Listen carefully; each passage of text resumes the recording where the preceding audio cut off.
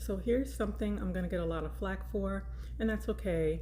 I understand how the dollar moves in the United States, and if you're not operating in the United States tax code, you're not looking to build wealth.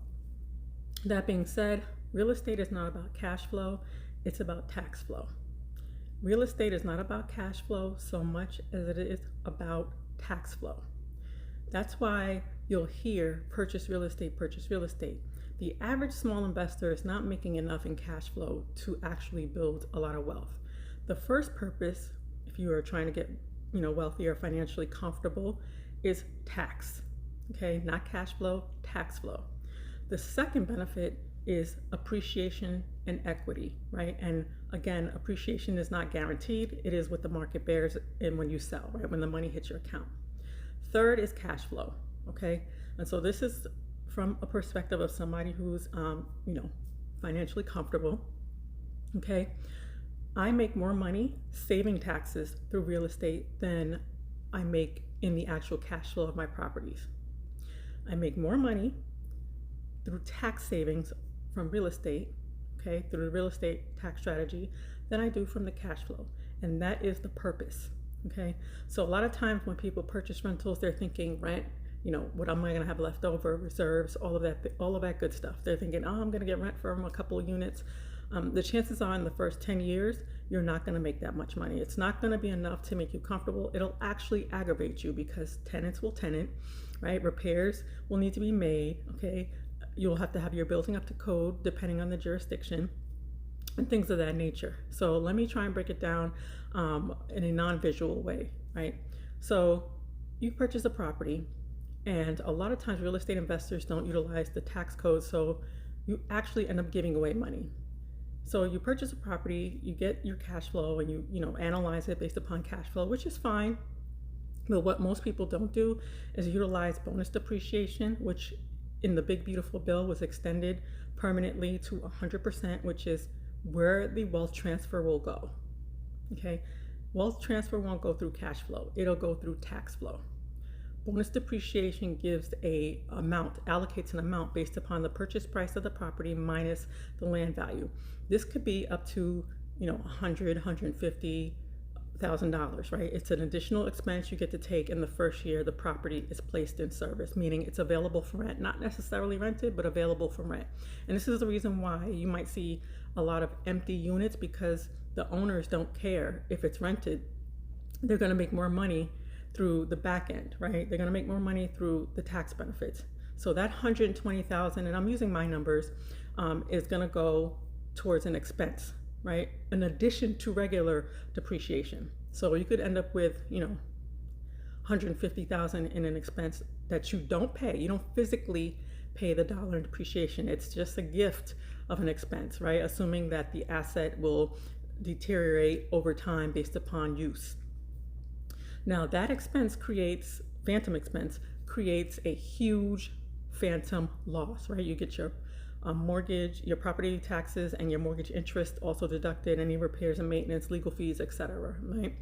So that expense becomes huge in the first year. And again, it's a phantom expense. So what is it about that phantom expense and the loss that's created through that phantom expense? This is where you need to be educated. Most wealthy people, most financially comfortable people understand that money, right? Because a loss is money, right? Losses are money in the tax code. That loss will offset other income, okay? Other income ventures. So if you are, somebody who's well versed in the dollar, you have a couple businesses or non-wage earning activity, that amount of money will offset the taxes from your other activities, given you use a real estate strategy, which is real estate professional status or the short-term rental loophole. This is why I say you have to marry real estate with non-wage activities, right? It could be business ownership, self-employment.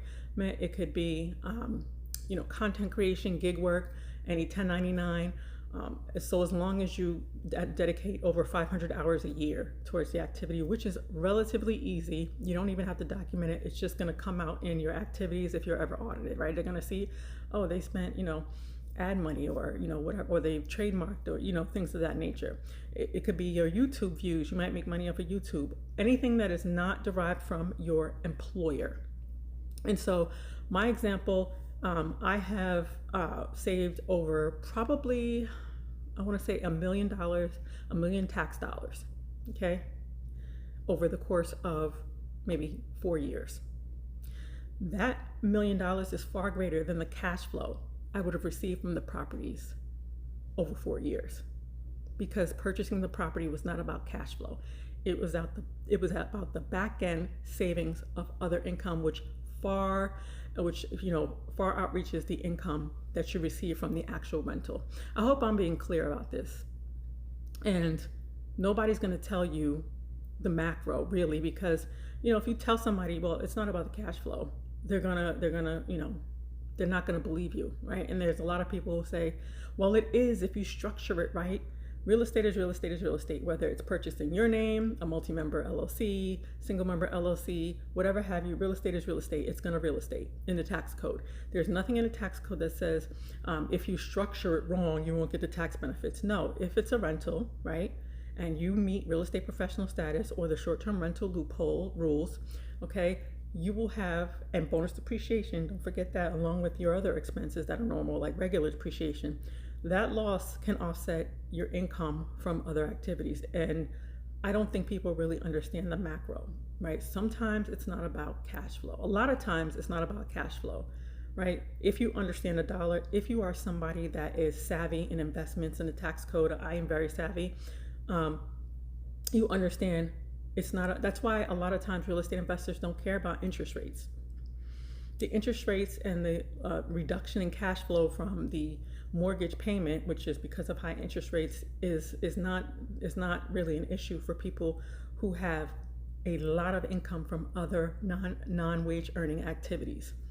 Okay, it really isn't. And honestly, if you are building long-term generational wealth, by the time you pass, if you have it in a trust, right, the cash flow will be far greater because it's assumed that you will have paid off the property, right?